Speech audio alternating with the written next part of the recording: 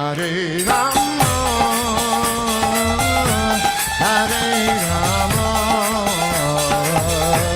Rama Rama,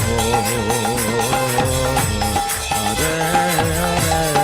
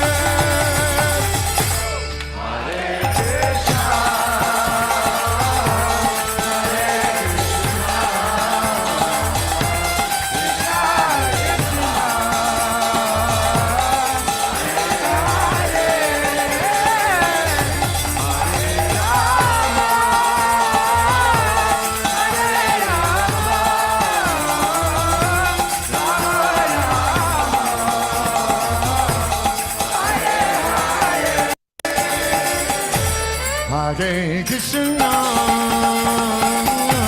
Hare Krishna, Krishna Krishna, Hare Hare, Hare Rama, Hare Rama, Rama Rama, Hare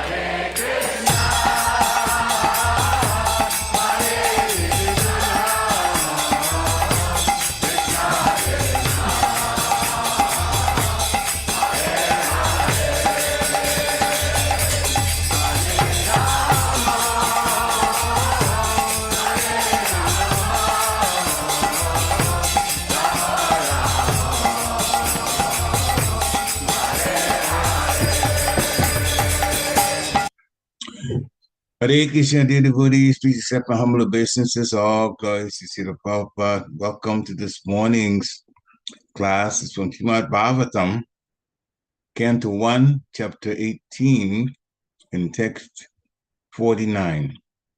So without further ado, we'll start the class right now. Jaya Radha Madhava Kunja Vihari Jaya Radha Madhava Kunja Vihari Jai Gopi Janavallabha Givadadari Gopi Janavallabha Girivadadari Yashodanandana Vrajajanaranjana Yashodanandana Vrajajanaranjana Jamunatira Vanachari Jamuna Tira Vanachari Jaya Radha Madhava Kunja Vihari Jaya Radha Madhava Kunja Vihari Gopi Jana Vallabha Girivadadari Yashodanandana Vrajajanaranjana Yashodanandana Vrajajanaranjana Jamuna Tira Vanachari Jamuna Tira Vanachari Jaya Radha Madhava Kunja Vihari Jaya Radha Madhava Kunja Vihari Jaya Radha Madhava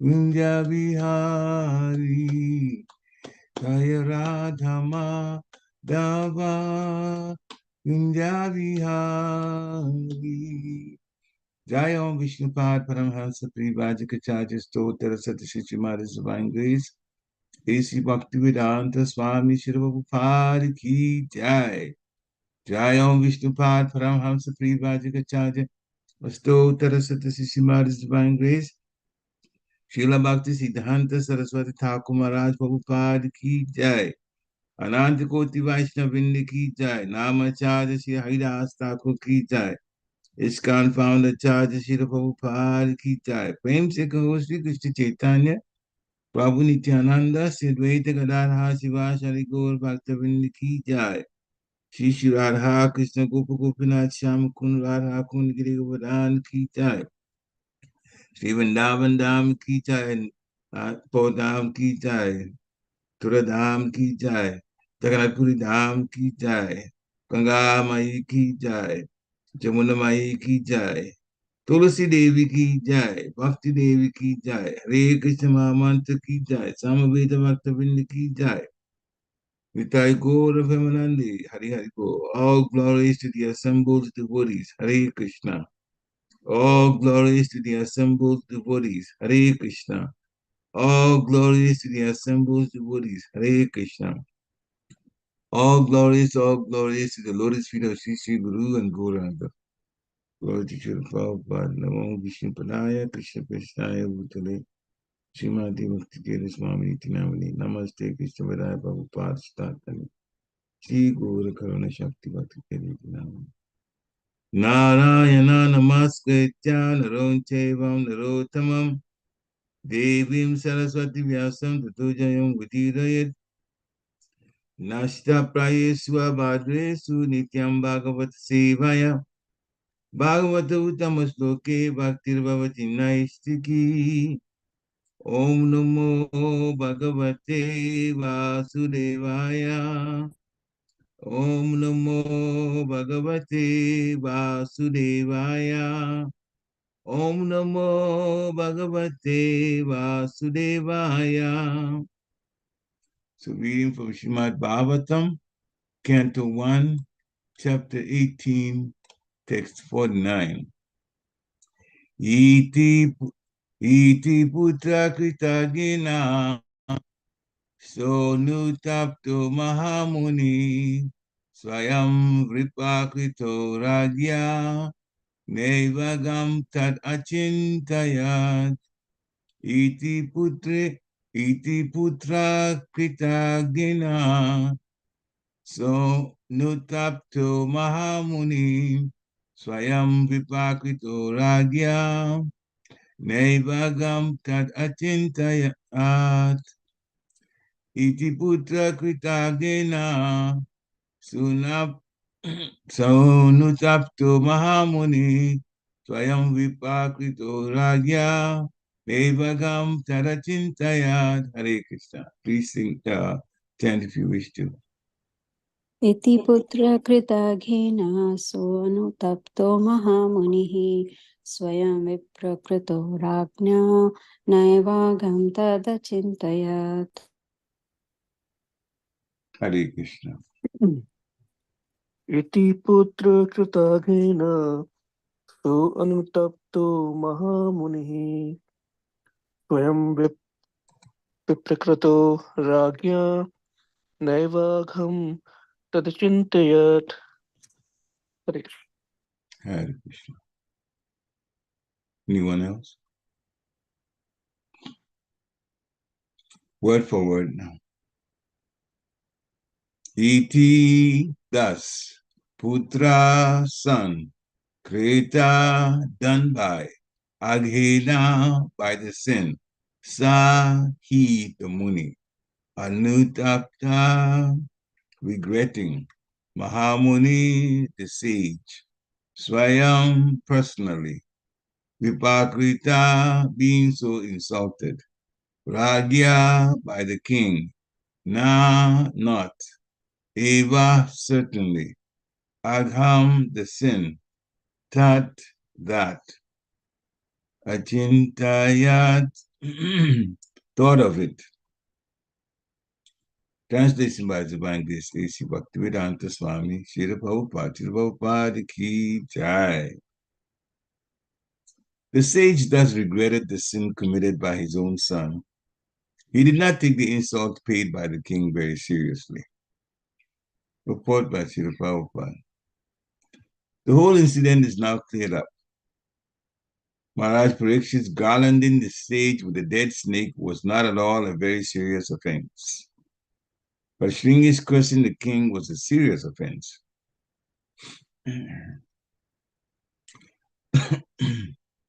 The serious offense was committed by a foolish child only. Therefore, he deserves to be pardoned by the Supreme Lord, although it was not possible to get free from the sinful reaction.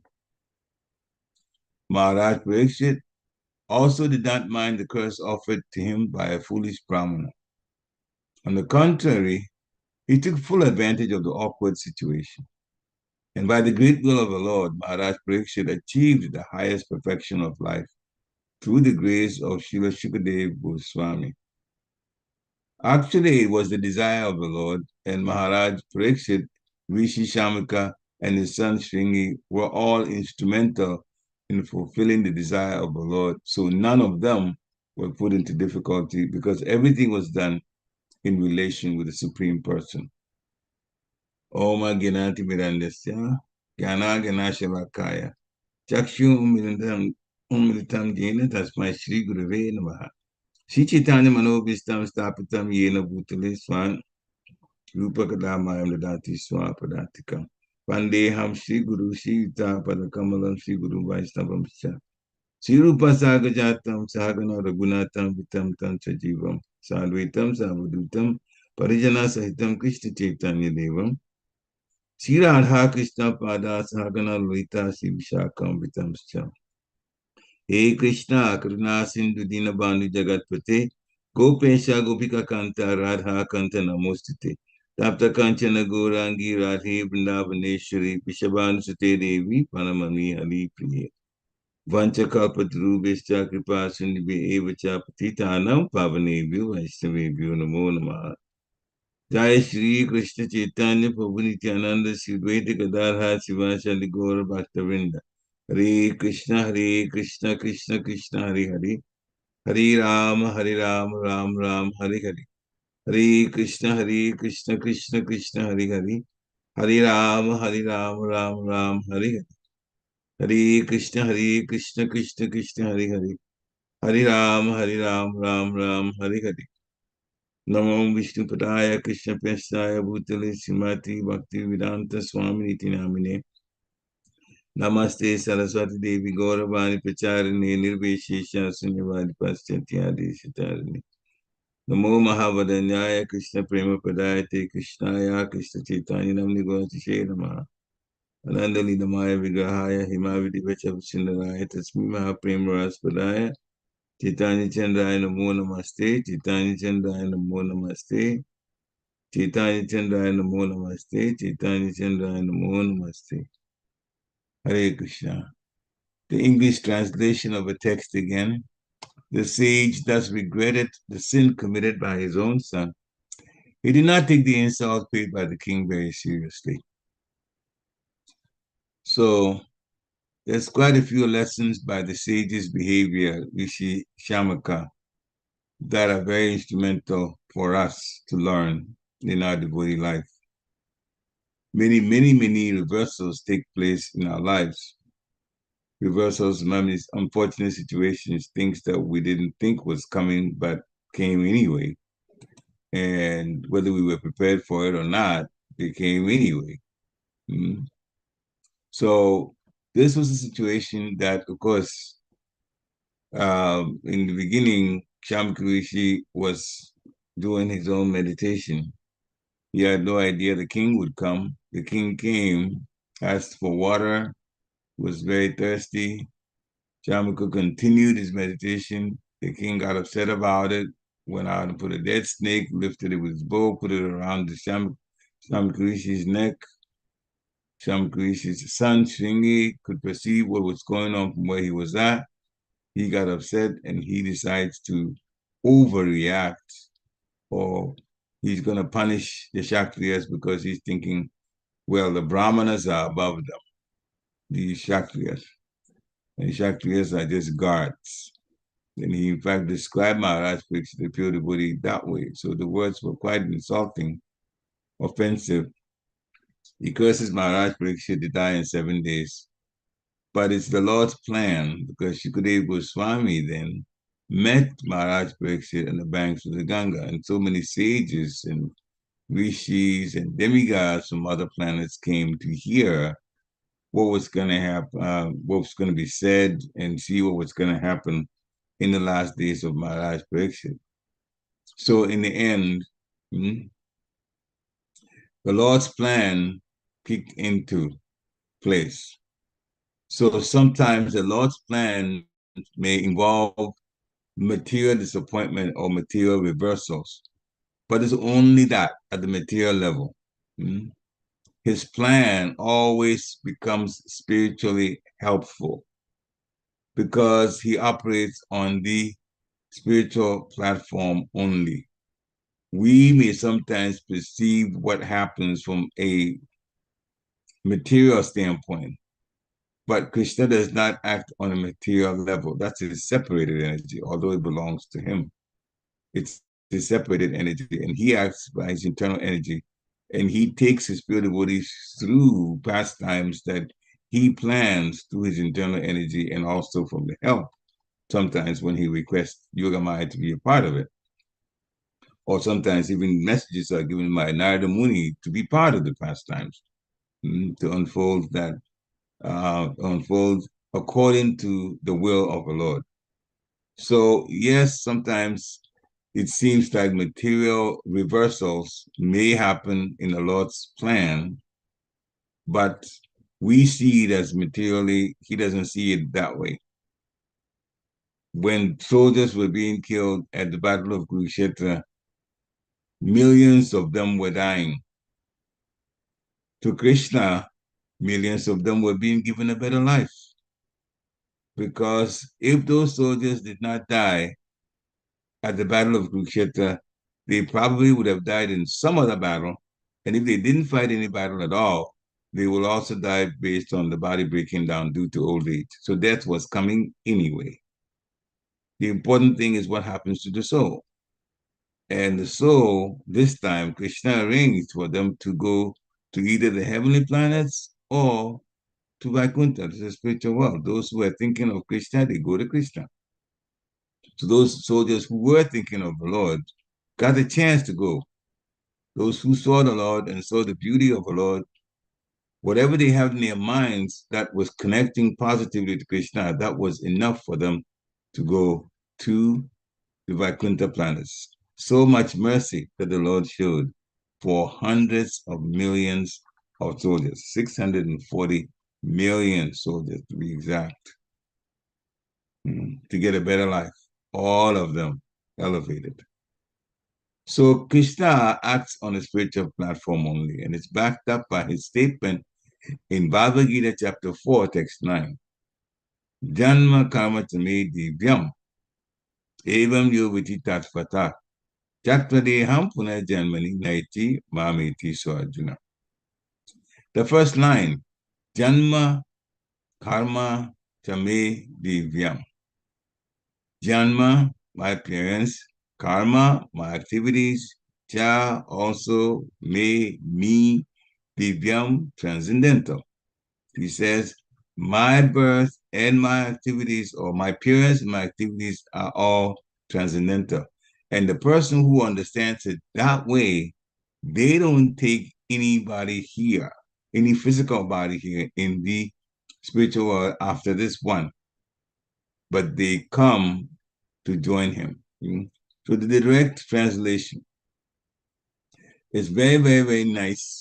And Krishna says, so in the English is one who knows the transcendental nature of my appearance and activities does not, upon leaving this body, take birth again in this material world, but attains my eternal abode. So he's telling Arjuna this.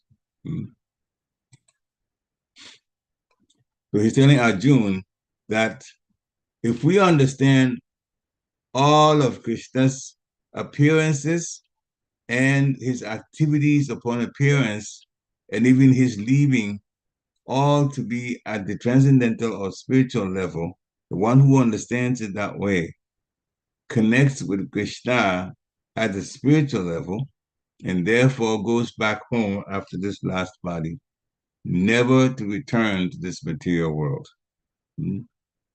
So there were so many reversals from a material standpoint in the situations where Krishna was planning things, but we have to look at it with the question, what is the spiritual significance of this? For example, in the Battle of Kurukshetra, Arjuna was in an imminent situation where he was going to kill those who taught him and loved him and who he looked up to. They were all present on the other side as opponents. And so in his bewilderment, again, looking at it from a material standpoint, he even said things in the first chapter of Bhagavad Gita that made material sense. You kill all of these soldiers, what happens? They have wives, and the wives will not have husbands anymore. They might want to get protected by other men, and through that, they may get pregnant without the proper cultural or etiquette.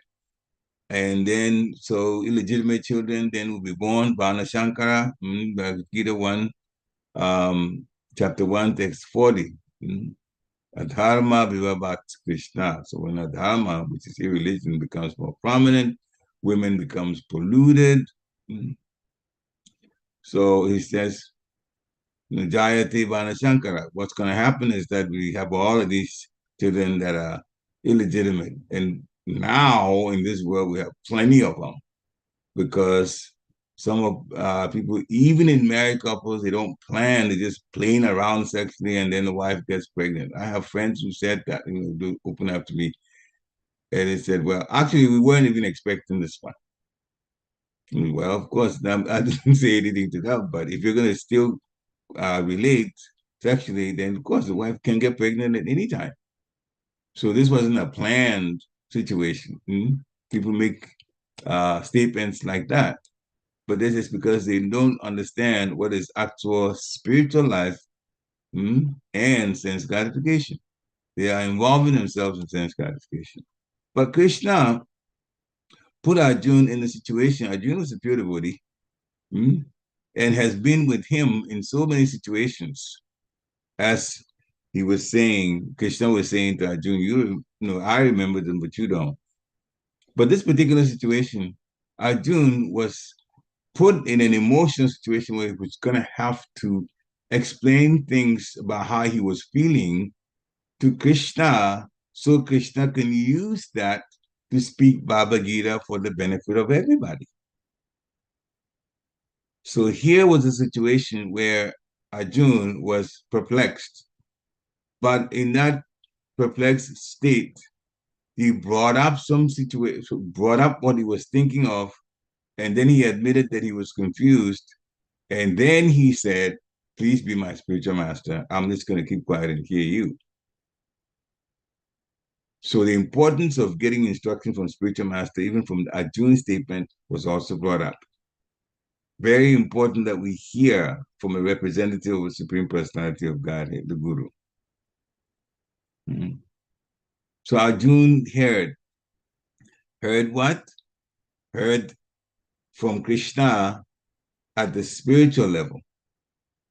Krishna explained many situations in chapter 2, which is called Contents of the Gita summarized in text 22, 23, 24, 25. That area was put Krishna's statement where he explains that we are not these bodies, we are the soul. And Srila Prabhupada repeats that several times in his lectures and his writings. And that soul cannot be killed. You're thinking of killing, but you are thinking of being that is not a good situation for you to go to be part of this war, but you're not going to kill anybody's soul. These people that you see, they were there before, they are there now, they will be there in the future. At the very worst situation, they'll take another body and be in another planet or the same planet. But as far as just vanishing from existence, that's not going to happen. So that's explained in chapter 2. And the different types of yoga is explained. And then in the end, Krishna says, abandon all varieties of religion and surrender to me. The highest religion is surrendering to the highest of all personalities, the Supreme Personality of Godhead. So it was in this situation of Arjuna's perplexed state that Bhagavad Gita was spoken. Krishna also, in the same Kurukshetra war, made a statement by putting Bhishma in the situation that he was in. Krishna used Bhishma to tell the world that it doesn't matter how religious you are, how righteous you are. It doesn't matter how righteous you are. If you support the unrighteous side, the demonic side, you will be defeated, no matter how powerful and experienced that you are. This also is made clearly. Ranat Maharaj's lecture, one that I was listening to, he made it clear that Krishna was the one that arranged for Bhishma to be put in that particular situation, to be on the wrong side, knowing that it's the wrong side, but he has sworn a vow, he's taken an oath to protect the throne of Hastinapur, no matter who was sitting on it. And he did not want to retract his vow. So then he got caught up in the situation of knowing that Dhritarashtra was in the wrong, and he tried to advise, and Dhritarashtra wouldn't listen, and now he wound up following his vow and then fighting on Dhritarashtra and Duryodhana's side, even though they were demonic. They were in the wrong. And Bhishma is one of the Mahajans, the 12 Mahajans. But he had to fight in that situation. So Krishna used it to tell the world, Bhishma's situation, what he had to go through in the Mahabharata after the end of his life, that No matter how righteous you are, don't support the wrong side, the unrighteous side, the religious side. Then Krishna is duty bound to defeat you. Mm. So that's also a lesson for us to learn. No matter how hard it is, no matter how tempted you are to go the easy way, go the righteous way. Deal straightforward. Sri Prabhupada says, Satovite, deal straightforward. Mm. It's always better to tell the truth. There is only two choices about the truth. You tell the truth and tell it palatably, or if it's going to be dangerous, you withhold the truth, but you don't tell a lie. You withhold the truth for the right time to tell the truth. Mm. So sometimes things are held because of a confidential situation, but it is the truth. And sometimes when when you're in that kind of situation, you can weigh it carefully and know when to come out. But don't come out with something that's not true, because then your reputation gets affected if it gets found out. That, if I did that I lied, then my reputation is, in question. So the next time I'm telling the truth, who's going to believe it? Because they've heard a lie before. Mm. So that's the situation that we put ourselves in if we're not careful. So pure devotees generally do not see reversals as excuses to stop serving Krishna or be part of Krishna's plan. Pure devotees don't see disappointments as that. In the Chaitanya Charitamrita is all over the place. How the devotees of Sri Chaitanya acted in different situations. Mm. So they don't see reversals or seeming trouble or disappointment as excuses to be part of Krishna's plan. That's why Krishna uses them. Mm. So the lessons we learn are, first, if we're prepared to surrender fully to the Lord, then the reversals in our lives may become valuable lessons for us sooner or later. If we surrender to the Supreme Personality of Godhead, like he says in Bhagavad Gita chapter 18, text 66, just come to me and surrender to me, which means obey the things that I tell you in the Shastra and the spiritual master tells you. Like that, and the guidance that you get. This is all part of surrendering fully to the Lord.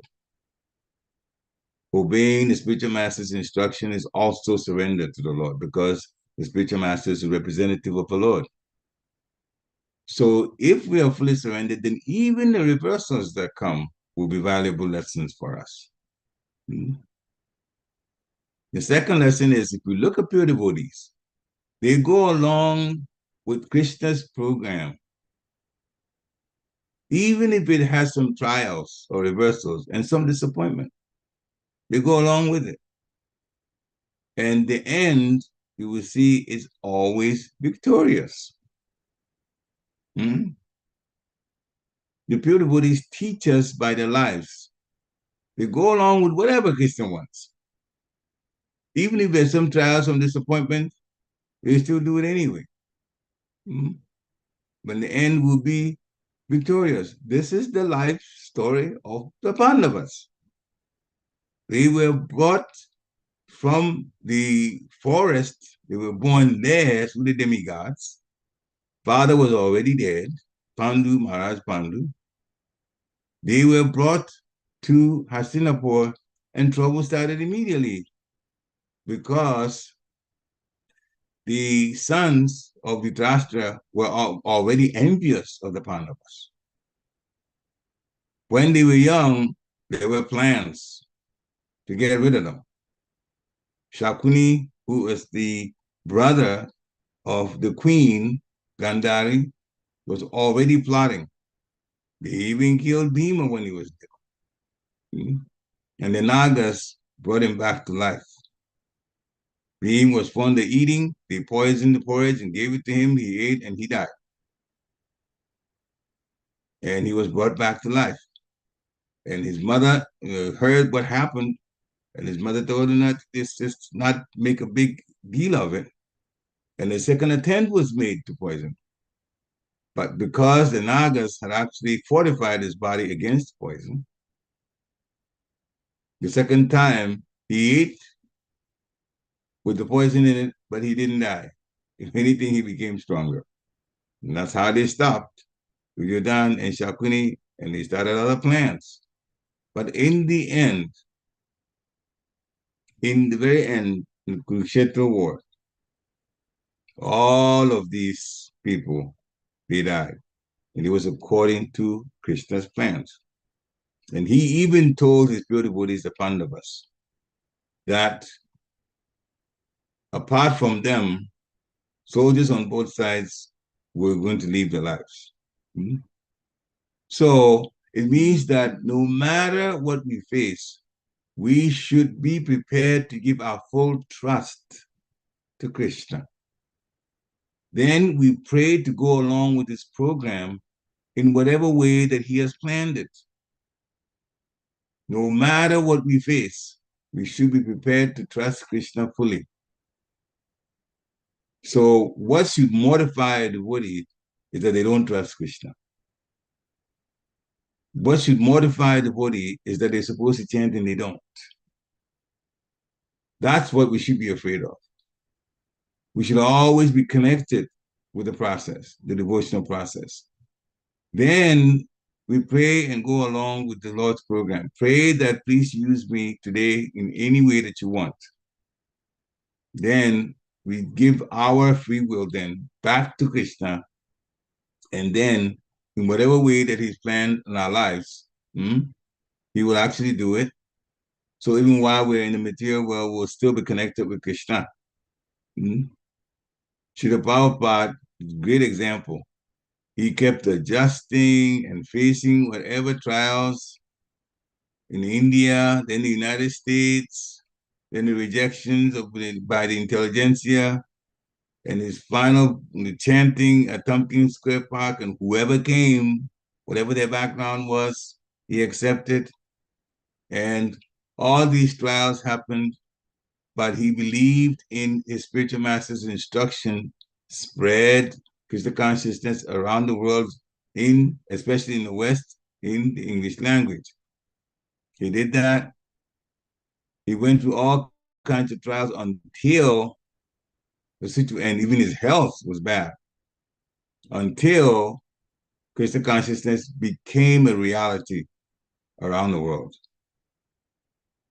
So there were plenty of reversals, but Srila Prabhupada stuck to Krishna. So Shamakar Rishi also teaches us he never took Maharaj Parikshit's offense to him seriously. And that is connected with part of the Shastraka that Lord Chaitanya has left us. Trinada Pisune Chena Taroriva Sahishtuna Amanina Manadena Ketaniya Sadahari Amanina Manadena.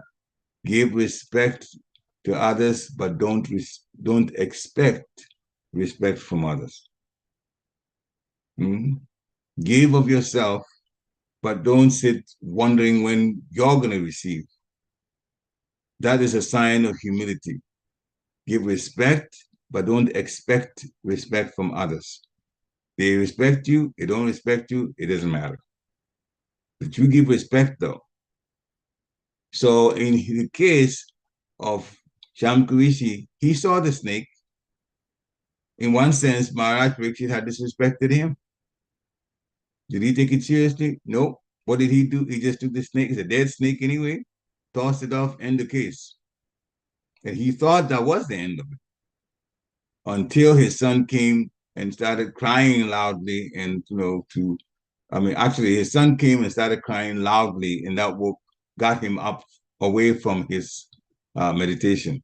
And when he came to and looked at his son, and then he saw the dead snake. Okay, so I apologize. The order was a little wrong. He saw the dead snake, then he took it out. But that was the end of that. He asked his son what was going on. His son explained the situation. And so then the Rishi knew that it was Maharaj Pariksit that had put a dead snake around it, but he never took it so seriously, as it says in this chapter. on this particular text. So sometimes we get offended, but we shouldn't take the offense seriously. We leave the Krishna to do whatever he wants to do. Krishna does not easily excuse offenses done towards his pure devotees. But we leave it up to him now. We don't take those offenses seriously. We should make sure we don't offend others, because if we offend others, Vaishnava Aparad means that our devotional creeper is going to be badly affected. So that we have to guard against. So Krishna's plans take place according to his will, and the pure devotees go along with it. So basically, he is the supreme enjoyer, and everyone else is the object of his enjoyment. Srila Bhaktisiddhanta Saraswati Thakur Maharaj, this is the spiritual master of Srila Prabhupada. He wrote 64 principles to guide us in devotee life. The second principle is what we've just paraphrased. But the direct words of Srila Bhaktisiddhanta Saraswati Thakur Maharaj is, the Supreme Personality of Godhead, Sri Krishna, is the only enjoyer. Everyone and everything else is the object of his enjoyment. Everyone and everything else, they are all objects of his enjoyment. So somebody may think, oh, Krishna is the only one that will enjoy. Well, before I even ask a question about what about me, first we have to realize something. What did you produce? What did I produce in the spiritual world or in the material world? If that all has come from Krishna, who are we to question that he is the only enjoyer? He become the only enjoyer. We didn't put out anything. We're totally dependent in the material world and in the spiritual world on what he has put in place. So that argument alone says, you didn't put it together, you have no right to enjoy it. Krishna is the one that brought it about. Krishna should be the only enjoyer. But because Krishna is sentient, when we serve him, we also enjoy. Again, by his own supreme will, he set it up that way, that our enjoyment comes from service to him. There is enjoyment. If we can give you a mundane example, sometimes, which is, say you are the servant of a very rich person. Let's bring it even to the material world. Got a very nice Rolls Royce, and you are the driver. So in the morning, the man says, take me to a meeting. You said, yes, sir. He sits in the back, you get behind the wheel, and you take him to the meeting. He gets there, gets out. You say, yes, sir. You open the door for him to get out. He tells you, come get me at 5 o'clock. Yes, sir. Then he's gone to the meeting. You are left with the car. Now remember, it's a Rolls Royce. Now you get to drive it around until 5 o'clock to come get it. Would people, when they see you, think that you're some poor person driving a Rolls Royce? No. They might even be mistakenly thinking that it's yours. But the fact is, you are running around in a very posh car. So serving Krishna, we actually enjoy it nicely, the things that Krishna provides for his service. We may not see it that way as much in the material world, but the spiritual world is very, very wonderfully equipped. That is our home. We just happen to be in Krishna's cosmic jail. And so we don't see it, we don't feel it as much. But the service to the Lord is wonderful, and we enjoy. So enjoy the service. So he set it up that way. Serving Krishna is enjoyable.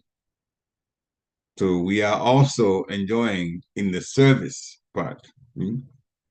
So Krishna's plans and pastimes, in which he enjoys whatever mood he takes it to, we have to adjust to make his plan successful. Always. when you say we have to adjust, it does not, it means actually that we have to be careful to keep Maya out of it. And Maya comes with temptation. You can do it this way, you can do this other way for yourself. I can do it this way for myself. And in that way, we fall out of Krishna's plans. How do we know we fall out of Krishna's plans, or we have fallen out of Krishna's plans? When we do not go by the do's and don'ts of spiritual life, according to the dictates of Krishna in the Shastra and the dictates or the instructions of the spiritual master.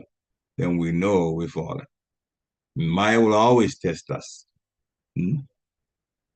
So we always have to adjust our situations to make our plan, make Krishna's plan successful, to make Guru's plan successful. How do you know Guru's plans?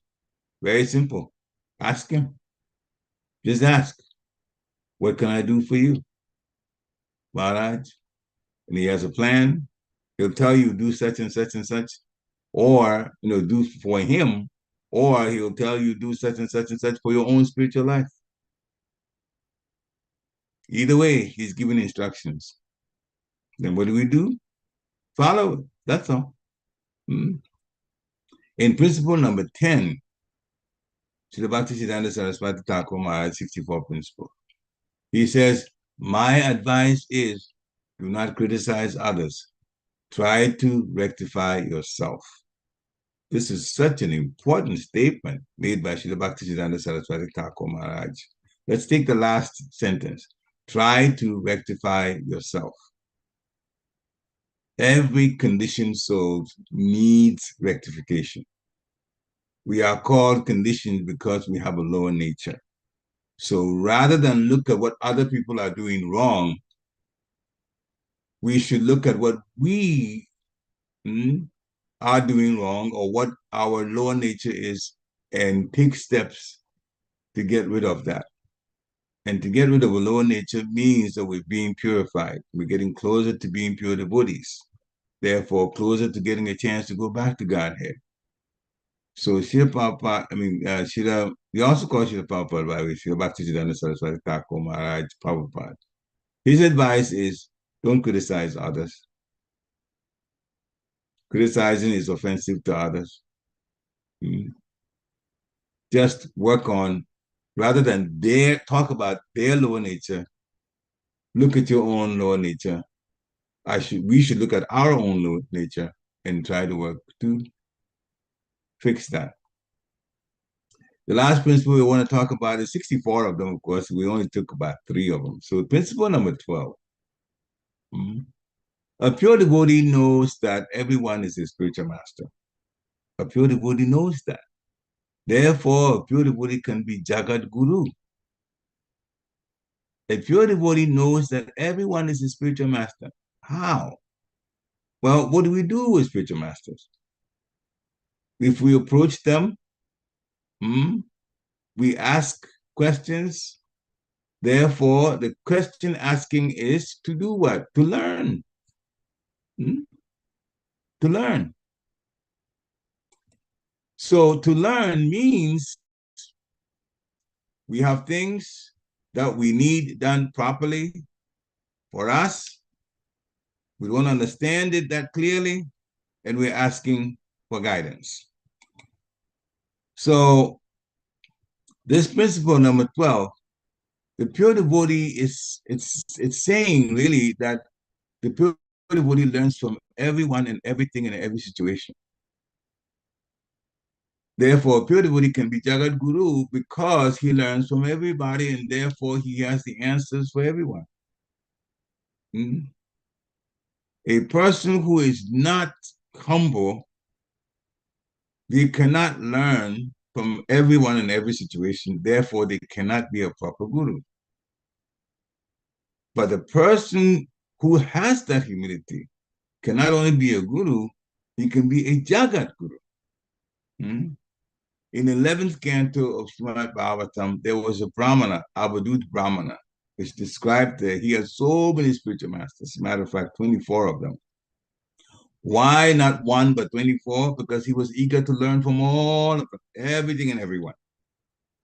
So he constantly grew. from his learning experience. So in the 11th canto, 7th chapter, text 32, the Avadut Brahmana is speaking to King Yadu.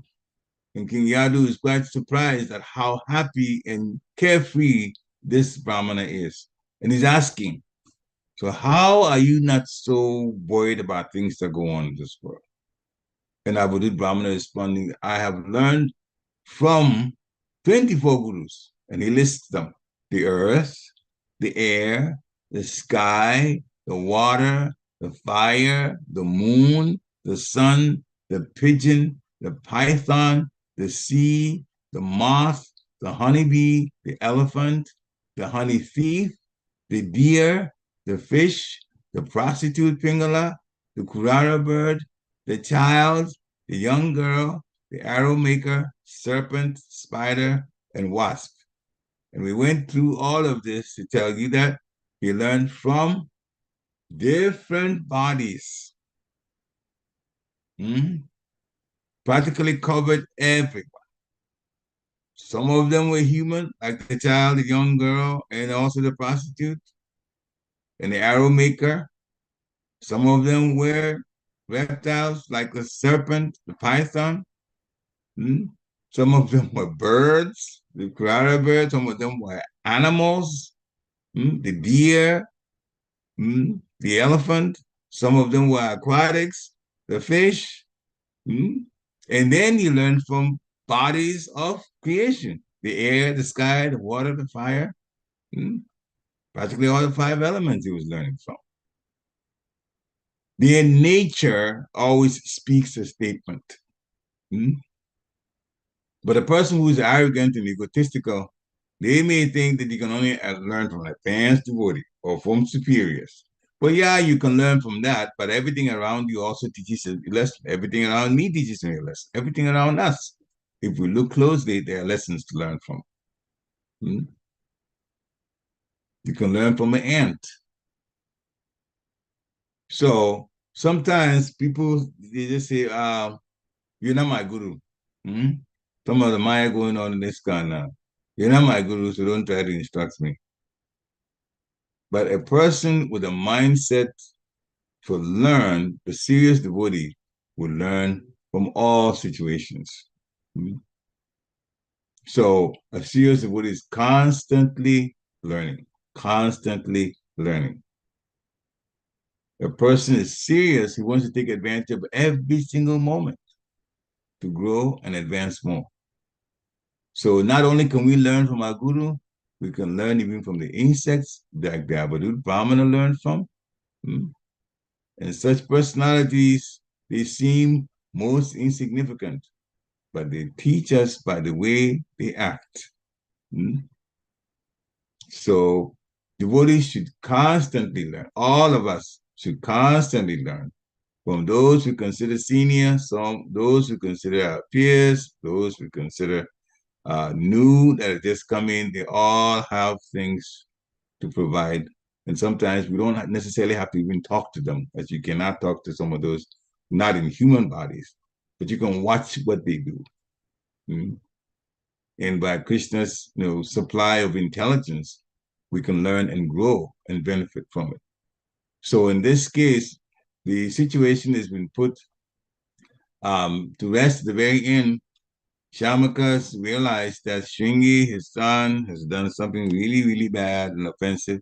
And then he actually tries to help his son by appealing to the Supreme Personality of Godhead for forgiveness for his son. But we also know now that they were all plans that, even though a part of it seemed a reversal towards the end, when Maharaj Pariksit left his kingdom and came to the Ganges to meditate for those 7 days, the Shukadeva Goswami came, and the Bhagavad Purana, the cream of the crop of the Vedas, Srimad Bhagavatam, was spoken. With Maharaj Pariksit getting a chance to hear for 7 straight days and ask questions to his heart's content, questions that are good for us, questions that are June as Krishna at the bottom of Kurukshetra, good for us, all of those reversals, but Krishna used it. It was part of his plans. and the pure devotees go along with it. So those are lessons for us. Srila Prabhupada ki jai. So thank you, devotees, for allowing me to do this service. Please unmute yourself and make comments or ask questions or share your realizations or connections to some of the things we talked about today or whatever else you want to discuss. That's on your mind. Hare Krishna. Hare Krishna, Prabhu, please accept my humble obeisances. All I praise accept to mine. Srila Prabhupada. Well, Srila Thank you Prabhupada. so much. Thank you for a nice lecture and many, Krishna's many mercy. important points.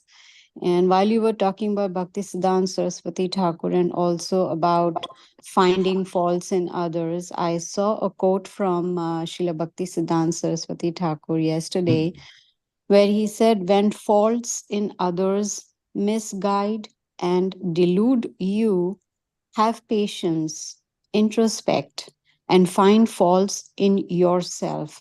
Know that others cannot harm you unless you harm yourself." So I found this very powerful because we are the ones who suffer when we do Vaishnava Aparadh. Thank you, Hare Krishna. Hare Krishna. Can I make a request, Mataji? Can you go over it again so we all can hear? Sure, sure.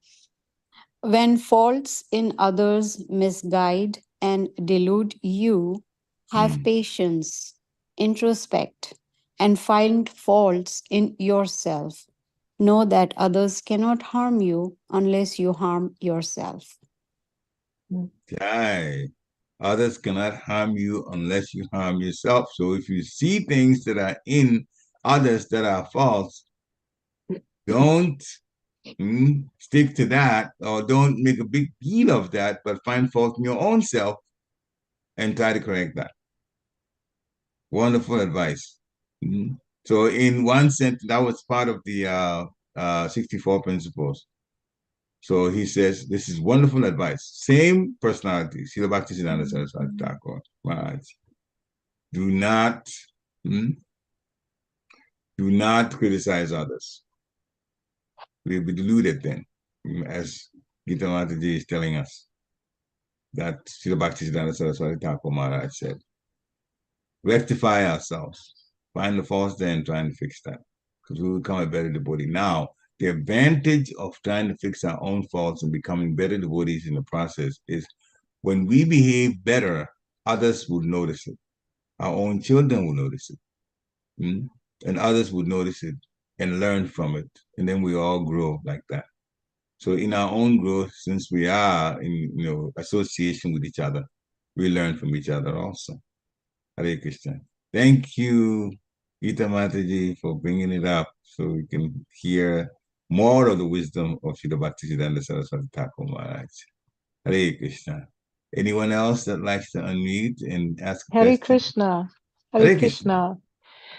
Krishna. Please Hare accept my Krishna. humble obeisances. All glories to Accept Srila mine. Prabhupada. Glory to the Very, Prabhupada. very nice lecture. So many Krishna's mercy. points. I was trying to write them down and couldn't keep up. But what the couple things that were really good takeaways, you said when we pray, we give our free will back to Krishna. That's Yeah. really a powerful thing. And you said the world is Krishna's cosmic jail. I love that. And a person who is not humble cannot learn. That's about the most true statement I think I've ever heard.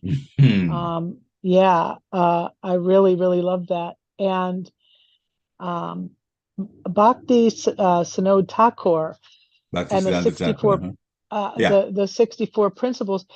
Also, I missed whenever you said, when you were talking about nature always speaks a lesson and you were giving me examples. Where was that from?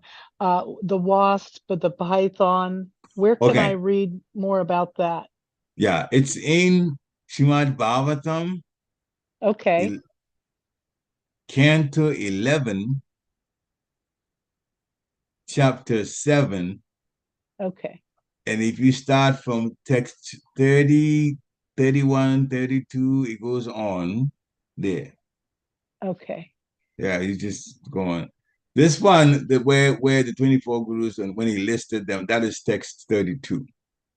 But Okay. the whole situation of the Avadut Brahman being so happy and carefree, and King Yadu saw him and asked the question, those start from text 30. Mhm. So Well, the also, whole full story you hear starting from text around text 30. I 11, will look. 7. Yeah, 11, Okay. 7, 30. Yeah. I will look that up. And I do have a question. Okay. Whenever, okay, so the material energy we know is coming from Krishna. Krishna is aloof, stands aloof from the material energy because we have our free will. But when bad things happen to people, and they have free will, that is all a karmic thing. Am I thinking right in that? So far, yeah, go ahead. Okay, so we're going along and we have free will, and whatever happens bad, even to good people, when bad things happen to good people, as that saying goes, that's karma. And it's not a punishment, it's just karma. I mean, it is a punishment, but it's a not simple meant. reaction. Simple reaction, yeah. Sinful. Okay. That's Okay. karma, yeah.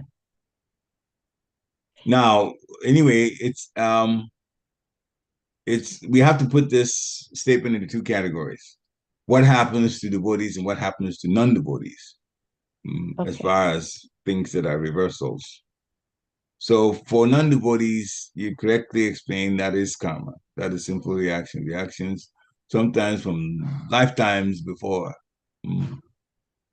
And the reaction comes later. It's very, very intricate situation. Sometimes, depending on a person's thought or what they want to be in the next life, and there are some sinful reactions that they have not, sins that they haven't experienced the reactions to, because that particular body, in that particular body, is not possible for those persons to manifest.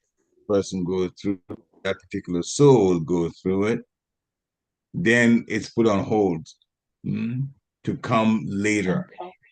Yeah, and that's why sometimes a person may be good with, again, we're talking about non-devotees now. A person may be a good person acting in the mode of goodness, but then they are stricken with a very horrible disease. And if you look at it and says, but why? Why? God is so kind. This person is so good. Why this has happened? Why has this happened to the person? It may be connected with something in previous lives that that person did that now they're experiencing a reaction to. So that can happen. Now, for non-devotees, when a spiritual master initiates a devotee and takes on all the karma from previous lives, there's a little bit that's left. And the example is given like when a fan is on and plugged in and the blades are turning, and you unplug the fan or switch it off, the blades don't come to rest right away. So the spiritual master takes some, but most of the karma. So then the devotee doesn't go through a simple reaction, but there's a little bit that is left on the devotee to go through. And also in devotee time, I mean, when you're a devotee, this has happened now, you're initiated, you're bhajan kriya, you're under the advice and guidance of the spiritual master, and get back. Sometimes there are some sinful reactions that are sinful desires that are not gone yet.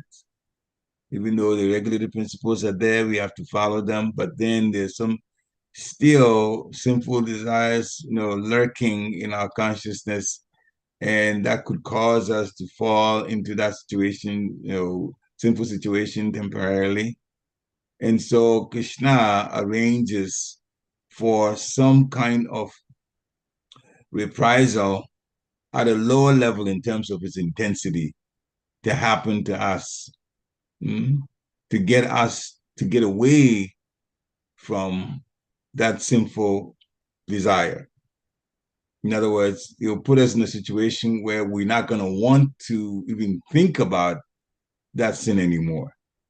So it is a method of purification, but Krishna just slaps our wrist in that purification process so that we wouldn't want to go back to that hole again.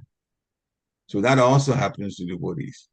And of course, it's translated when you look at it, outwardly or even emotionally, it seems that we're being taken through trouble. But actually, that is Krishna's purification method if we're still attached to sinful desires. Even the activity may have stopped, but the desires are still there. And if the desires are still there, we can fall back into the same activity, sinful activity again. And that's why Krishna helps us out of that. So they all come out like this, where non-devotees, they're going through the sinful reactions from previous life, bad karma, like that. Hare Krishna. Thank you for the question. Thank you. Hare Krishna. Any other questions or realizations? Dev Mataji shared some wonderful realizations from it too. Most of it from Srila Bhaktisiddhanta Saraswati Thakur Maharaj. Any other person who wants to unmute themselves and share in the discussion? Okay, it is past the hour. And so thank you very much for today. Hare Krishna, Prabhuji. Oh, I Hare apologize. Krishna. I was going on mute. Please accept my humble obeisances. All glories to Srila Prabhupada. Okay. Thank you for the class, Prabhuji. Sorry for popping in late. Was getting settled in at work, but Okay. got to catch the last half of your lecture, and I really liked your point on how you said nature can we can learn from nature. But Prabhuji, my question is, Maharaj was speaking this morning, on speaking on a lot of topics, but two of them were, not going about things of our own whimsical accord. And then another topic Maharaj touched on was, living, more sattvic lifestyle, taking care of cows, having, a small pasture, farmland. So Prabhuji, how do we take learning from nature and not absorb it as like a spiritual advancement of our whimsical accord? And is it to say, it's necessary to take, any sort of knowledge we may think we gain and go to our Sadhusanga, go to our Shiksha Gurus, or, if we have a Gurudev, go to a Gurudev and just, have conversations. Say, Prabhuji, here's what I saw in nature. Here's how I absorbed it, how I tied it to Shastra, etc. Hare Krishna.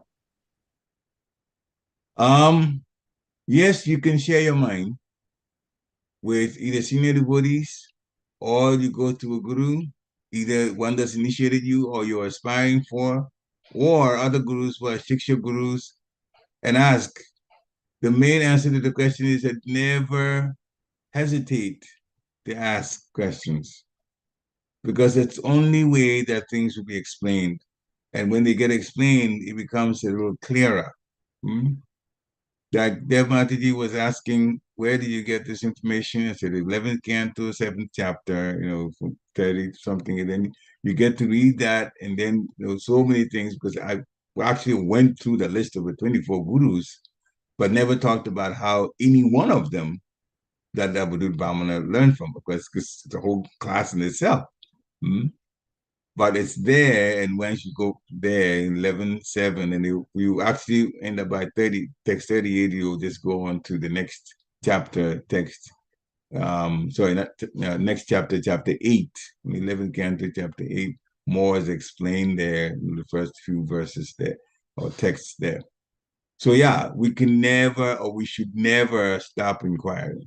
It's an inquiry that actually, and of course, hearing that actually will help us to improve in how we even associate with other non-human type bodies, and how we learn from them.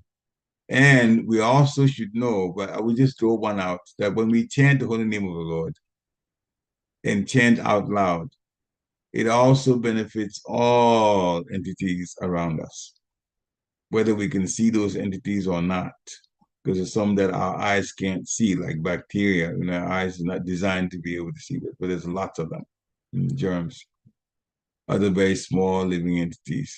They all benefit, because that is giving Krishna to them. The mantra is Krishna, Radha Krishna, Hare Krishna, Hare Krishna, Krishna Krishna, Hare Hare, Hare Rama, Rama Rama, Hare Hare. Therefore, we should deliberately chant out so that chant rather than chant silently, chant so that they also can benefit from it. So while you're learning from, you're also benefiting the living entities around you, whether you can see them or not. That's also another important point that came to mind that wanted to share with devotees. Hare Krishna. Hare Krishna, Prabhuji, thank you. Yeah, I mean, you know, I don't know if it's one of the offenses. I don't believe it is, but to not inquire, to not at least, you know, follow our six loving principles from Nectar of Instruction.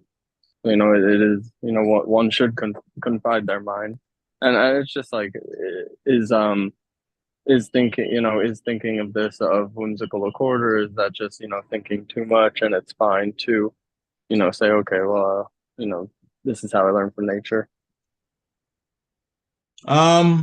Yeah, you should keep inquiring, and open up more. And even when you say you're learning from nature, what have you learned from nature? Even that, ask about it.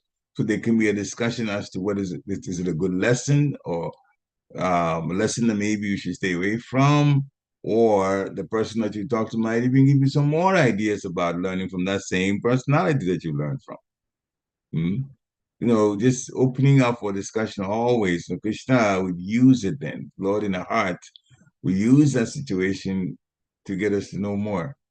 I remember whenever I asked questions of my spiritual master, when I went to him to ask him, I was always coming out of his room with a huge smile on my face because so many things have become clearer to me just by going. At that time, we were living with them, 1995 to 1997.